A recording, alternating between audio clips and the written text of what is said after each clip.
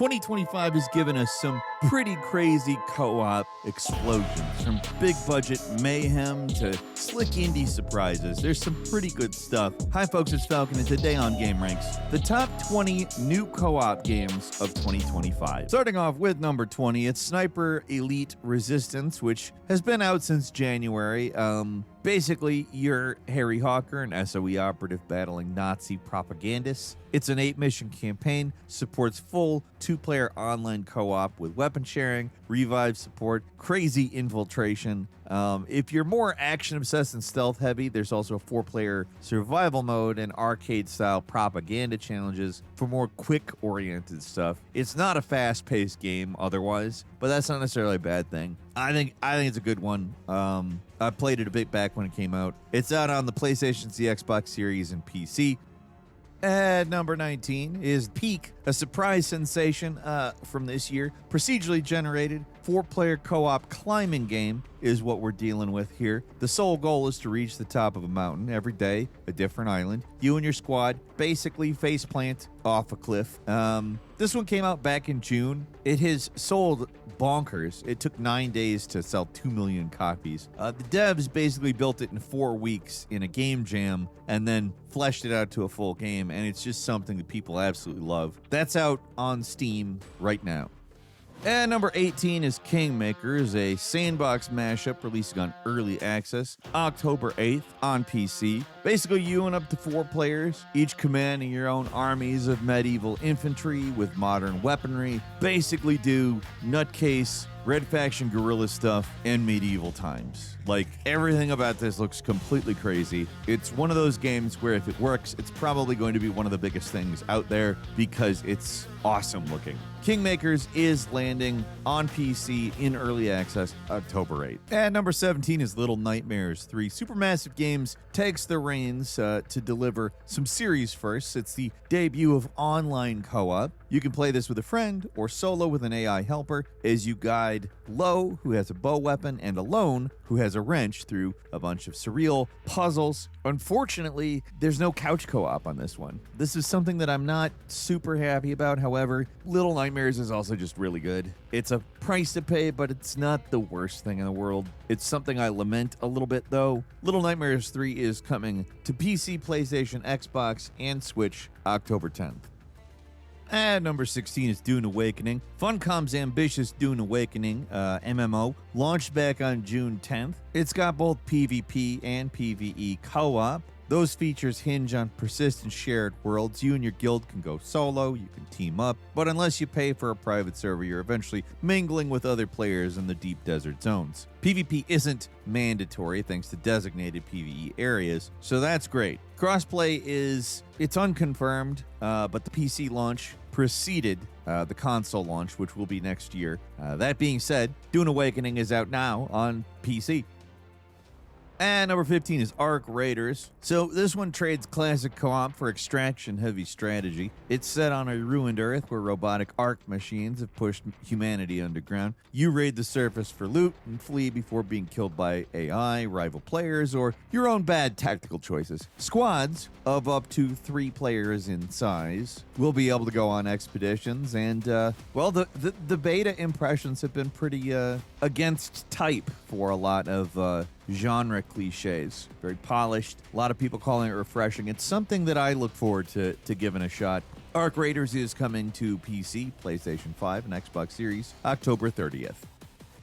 And number 14 is Call of Duty Black Ops 7, hot off the reveal at the Xbox Games Showcase in June. Black Ops 7 gives us a brand new co-op campaign, marking the first time since Black Ops 3 solo players could squad up with friends for campaign missions, which is great. This one's set in 2035, so obviously not too far off in the future, and returns David Mason to fight Raul Menendez, possibly as an AI, not completely sure on that. We don't have an exact release date, but it'll be landing between late October and mid-November, apparently. The heavy rumor is November 14th, so we will see. This is coming to PlayStation, Xbox, and PC. Moving on to number 13 is Monster Hunter Wilds. The next-gen Monster Hunter drops you into Forbidden Lands, an ever-shifting ecosystem with dynamic weather, and really just a real good-looking place. Lots of different biomes, lots of different stuff to see. You can hunt with up to 4 players online. There's no couch co-op, but I mean, we didn't really expect it with Monster Hunter. Some people have been a little frustrated with the multiplayer user experience, but honestly, when it's doing what it's supposed to do, it's really fun. Monster Hunter Wilds has been out on PS5, Xbox Series, and PC since February. And number 12 is Split Fiction, Hazelight Studios' 2-player co-op whirlwind between sci-fi and fantasy. Basically, you have a sci-fi author and a fantasy author that get trapped in a simulation, and they have to navigate each other's story worlds. So you got dragon taming fantasy, you got neon cyber ninja action, and pretty much everything in between. You get both online crossplay as well as local split screen. Comes with Friend Pass, so only one person has to buy it for both to play. Honestly, it's the ideal version of this kind of co-op game. Both critics and players love it. It's out on PC, PlayStation, Xbox Series, and Nintendo Switch. Pick it up. And number 11 is Mycopunk, developed by Pigeons at Play. Basically, you're some robots tasked with clearing a moon overrun by biomechanical fungal monstrosities using zany weapons and various crazy abilities. It's a mission-based FPS, 4-player online co-op, drop in, drop out. Honestly, it's pretty fun because you got your gunplay, pretty fast, pretty fluid, and then you've got your upgrades in this goofy Tetris-style grid that it's insane, and I really enjoy it, actually. If you're looking for something at least somewhat unique, give this one a shot. It's definitely good. It's currently in early access on PC. And number 10 is Painkiller, the classic over-the-top FPS. Now, I'm not exactly sure what possessed them to make a Painkiller reboot, a 3-player co-op game, but I'm not upset about it. Everything I've seen has a pretty chaos-heavy look to it, and the combat looks fluid and fun. We've seen some early play critics criticize the AI as maybe a little bit weak, but for the most part, I've seen a lot of positivity about it. Painkiller is coming to PS5, Xbox Series, and PC on October 9th. Moving on to number 9, it's Gears of War E-Day, a prequel set 14 years before the first Gears of War, where you and a younger Marcus Phoenix and Dom Santiago survive Emergence Day, the outbreak point of the Locust War. It's interesting because we've actually got early versions of things like the Lancer, the iconic gun, stuff that wasn't necessarily established because you weren't, previously accustomed to fighting Locust hordes. They just came out of the ground and screwed everybody over. Official launch hasn't been nailed down, but let's cross our fingers for a launch this year. If not, it's going to be a hell of a lot of fun next year. Moving on to number 8, it's Crimson Desert. So, Crimson Desert isn't exactly a co-op game. It is cinematic and grand, and we want to talk about it, so we are. There are promises of a kind of GTA-style multiplayer mode that will come later. It's not guaranteed. It's kind of developer talk, but hey, we can hope, right? The game looks so cool, like, not having that would suck a lot, but, even if we don't get it, it's still going to be a very good single-player game from the looks. Still crossing my fingers, though, we do see that. We do know Crimson Desert is coming Q4 on PC, PS5, and Xbox Series. And number 7 is Grounded 2. The sequel to Obsidian's backyard survival hit went into early access and is now available. It is a 4-player co-op survival experience just like the original, with a newer, bigger park that's nearly 3 times the size of the old backyard, with rideable insect mounts, improved crafting, character tools, base building. Honestly, it looks crazy. This one is out on Xbox Series and PC, so give it a shot.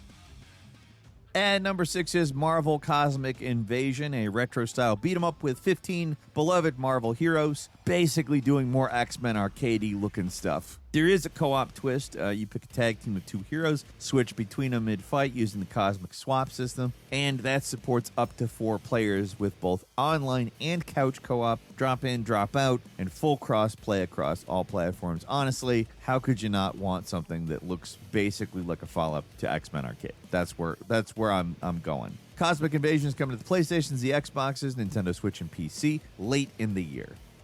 At number 5 is Elden Ring Nightreign, a game that I did the Before You Buy for. A little bit not complete, not necessarily big enough, and maybe a little bit too punishing for its size. At launch, it has gotten better since we've got a couple of patches that have certainly made solo runs less punishing and, I guess, possible. They've also added duos mode, which I would say potentially makes probably one of the biggest problems of the game a non-problem, which is that you can just play it with one other person and it's not stupid, like impossible. But as of this recording, that patch comes out tomorrow, so I have no way of knowing how that is. I just know that July 30th is when that patch drops. I'm recording on the 29th. I would say that in a lot of ways, it looks like it's living up to its cooperative promise. We'll see. It's out on the PlayStations, the Xboxes, and PC. Give it a shot.